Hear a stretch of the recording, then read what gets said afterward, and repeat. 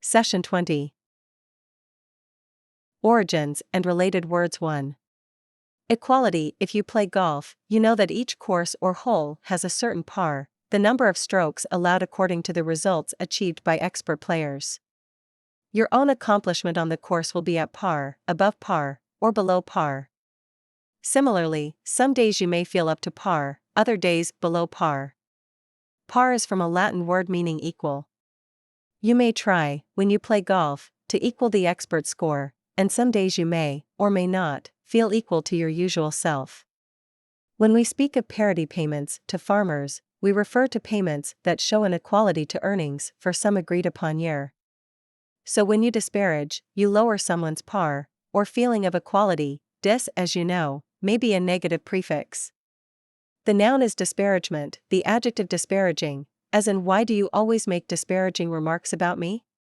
Parity as a noun means equality, disparity means a lack of equality, or a difference. We may speak, for example, of the disparity between someone's promise and performance, or of the disparity between the rate of vocabulary growth of a child and of an adult. The adjective disparate indicates essential or complete difference or inequality, as in our philosophies are so disparate that we can never come to any agreement on action. The word compare and all its forms, comparable, comparative, etc., derive from par, equal. Two things are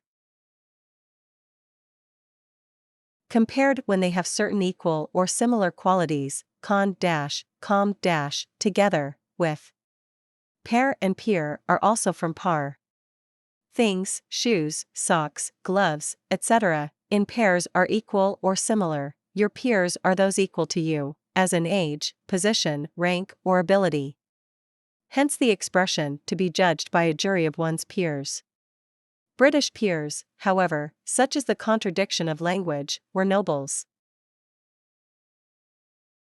2. How to say yes and no. Equivocate is built on another Latin word meaning equal, equus. The spelling in English is always eq, plus vox, voces, voice. When you equivocate, you seem to be saying both yes and no with equal voice. An equivocal answer, therefore, is by design vague, indefinite, and susceptible of contradictory interpretations, quite the opposite of an unequivocal response, which says yes or no, and no kidding. Professional politicians are masters of equivocation. They are, on most vital issues, mugwumps. They sit on a fence with their mugs on one side and their wumps on the other.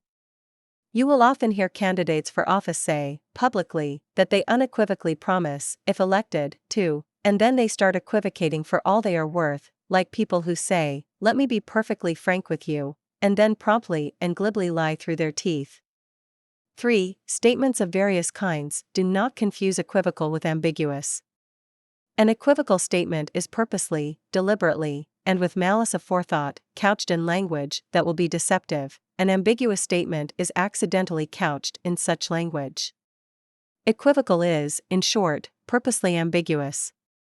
You will recall that ambi- which we last met in ambivert and ambidextrous, is a root meaning both, anything.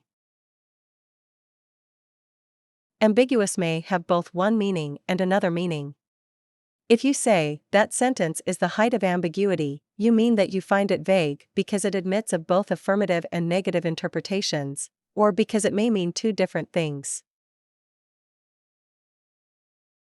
Another type of statement or word contains the possibility of two interpretations, one of them suggestive, risque, or sexy. Such a statement or word is a double entendre. This is from the French and translates literally as double meaning. Give the word as close a French pronunciation as you can. The ends are nasalized, the are somewhat throaty, and the final syllable is barely audible. Review of etymology. Prefix, root, suffix meaning one. Par equal to. Meant noun suffix attached to verbs 3. Ity noun suffix attached to adjectives 4. Dis, negative prefix 5. Con, com with, together 6. Equus, equal 7, vox, voces voice 8. 8 verb suffix 9. Ion noun suffix attached to verbs ending in 8-10. us adjective suffix 11, ambi both.